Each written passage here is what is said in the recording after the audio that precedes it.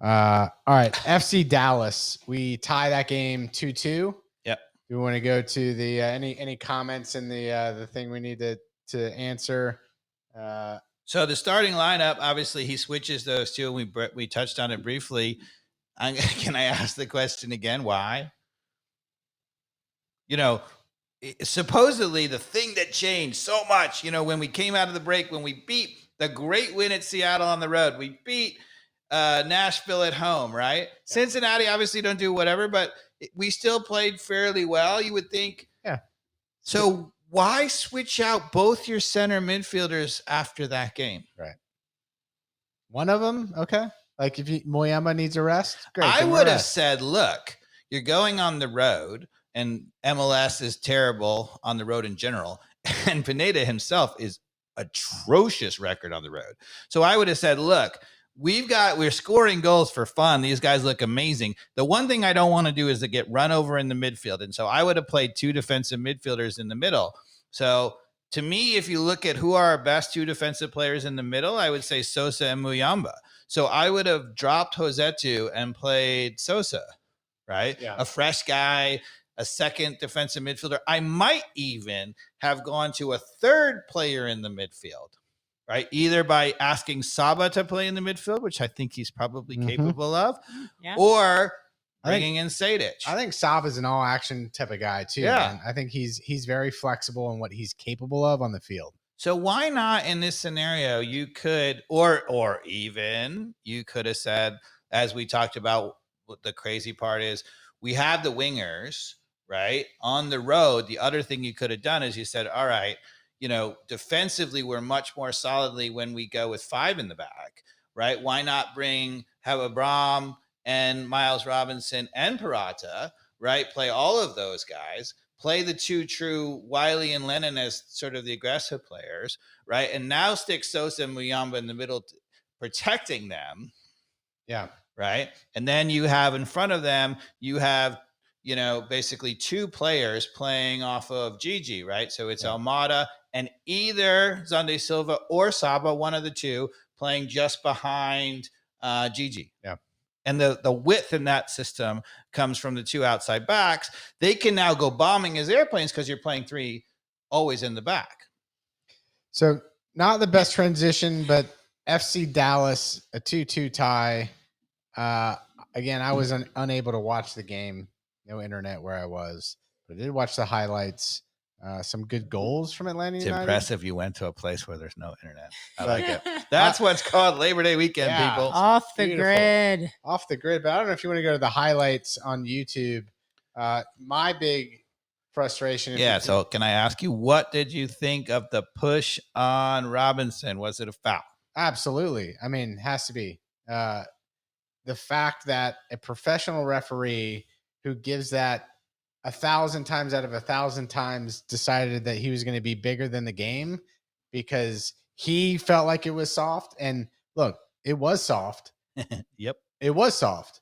Yep. But it doesn't matter. It's a penalty. Or not a penalty, it's a foul. Yeah. It's a foul. I mean, any professional referee has to give that as a foul. Let's watch this. I mean, okay. Go ahead and hit the ball here. So they're driving down the right side here. Miles steps onto the guy who's going down to the corner box, shields it, gets pushed in the back. Clearly, gets pushed in the back twice. Bumped twice. And you can actually see it on Ferreira's body language, right? So Ferreira, he stops for a second. He's like, "Oh, you're gonna let me keep playing?"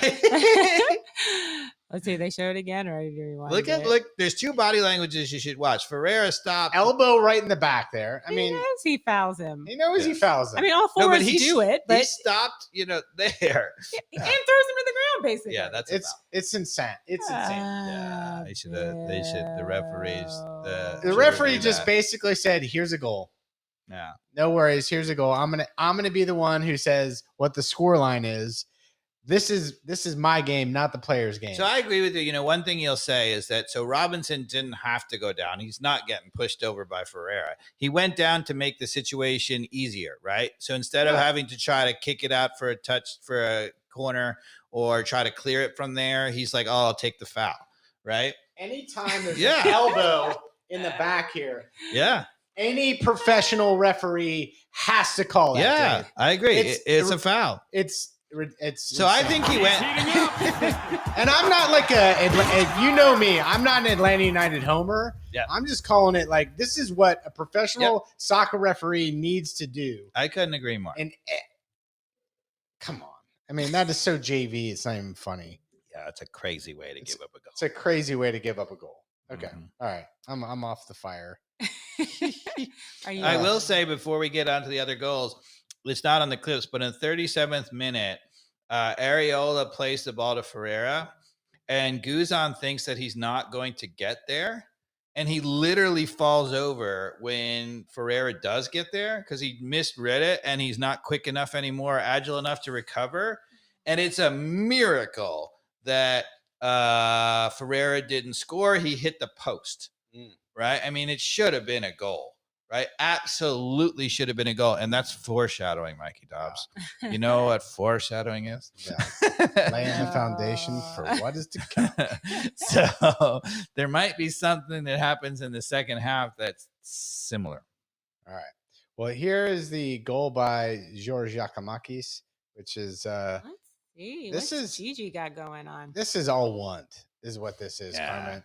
This guy's a machine when it comes down to I love him so much. yeah, he's But this is where you don't have to get the tactics right because there's nothing good tactically about here. It's slow build up. We get it. Like Lennon could have crossed it there. He plays. There's nothing going on here. He just lofts it up and he just goes and gets it and wins it. That's just two good players. probably That probably half the minutes of the other Golden Boot leaders, and he's only one goal behind, I think. Something like that. Yeah, Yeah. he was tied at one point, I think. Yeah. During one of the So, games. Boom. But can I really get? I want on a shirt with him with his arms outstretched after he said, "Oh, I need it." Little celebration. Football is life, coach. Oh, do we need it? Where am I? Football is life. Which Football. one's that one? This Just one? like back in Guadalajara. See? I do it, coach. Football is life. Football is life. That's Gigi, man. Football is life. It just love just- him. it's like the coach is like, oh, you play this, you get to overload airplanes, and Gigi's like, no, you just loft it up there, and I go get it and go. So the game's tied up at this point, 1-1, and we actually go ahead and get the lead goal on the road in Dallas here, right? So our boy Saba. You think Saba could cut it in on his strong left foot and just put it right off the post? it's possible? So yeah, beautiful little bring down, charges into the top corner of the 18. Oop, cuts in 3 players, and then boom, right into the side netting. Can Lovely you goal. show it again though? I just for those people who think that we don't actually watch the game and we're nuts. I want you to watch where Lennon I goes knew on you this were going to play. say that. I knew You know. it. I'm going to have to okay. So Lennon is in his right back position and he goes underlap. That's what he was doing the whole time. Yeah. Why? Yeah. Talk about not bringing the other players away from the guy who's got the ball. Like that is like soccer 101. Right Now, at there. least he had the heart to keep going through, and that's That- what opened the space. But that is true. He did at least drag him deep enough, which if helped. that's 20 yards further out the field, he just runs off sides. Yeah. Right. Actually, he even ran offside He in the did. box almost. Right. But yeah, he did. To be fair, he did at least drag him deeper than he. yeah, it was a than he good did. run in the end because he dragged him really Yeah. into the box. But I don't get it. Yeah, I don't get it either. It's not over and over again. That's a little bit of luck right there. So, and then our friend Brad Guzan, who's our keeper going to be next year, Carmen? Oh, I have no Hopefully idea. not, Because this next replay shows how desperately we're going to need No. another goalkeeper next year. I love goalkeepers. Caught in no man's land and here. old people. It's just- not even a good ball. It's not even a good ball. Brad's like, Oh dear. he's big, he's bald, he's confused. I mean, he doesn't even come close to getting to that ball. No. Yeah, that was bad. That was real bad. That was It is. It's almost as if, and I've had this happen. It's like your brain thinks you're 22, yep. Mhm. but your body isn't 22. That's exactly what's going That on is with him all the time. exactly what's happening got right it. there. Ugh. It's sad because he was so good. But he's just not. I mean, it's not just his age; it's also the Achilles. I think and all the little injuries. All of they that. add up. I feel what Brad's feeling. I'm with By you. another 10 or so years, I get it. But that was painful to watch. Painful to watch.